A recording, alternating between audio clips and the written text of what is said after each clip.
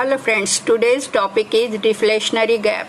What is deflationary gap? This is the difference between the full employment level of output and actual output. For example, in a recession, the deflationary gap may be quite substantial, indicative of the high rates of unemployment and underused resources. A deflationary gap is also known as a negative output gap. Causes of deflationary gap are fall in aggregate demand due to fall in exports. That is, global recession causes fall in exports. Fall in investment, it is due to banking collapse and credit crunch. Fall in consumer spending, for example, higher interest rates and falling wages.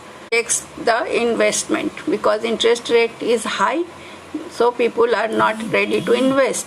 Economic growth well below the average trend rate of growth, so aggregate demand increasing at slower rate than productive capacity.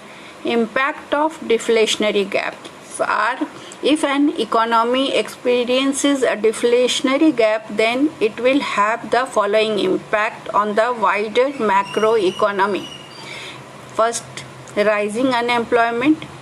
We will get demand deficient unemployment and possibly higher structural unemployment. What happens when there is deflation? The demand reduces and unemployment is created because the output production is reduced and retrenchment of employees start. So higher structural unemployment. The other cause is low and negative rates of economic growth. Negative impact on government budget. With lower economic growth, the government will receive lower tax revenue and lower government spending. So lower tax revenue, why? Because income of the people reduces. People are getting retrenched now.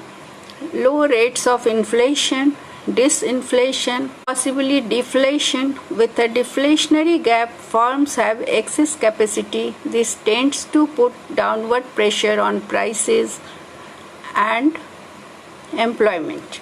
So this is all about deflationary gap.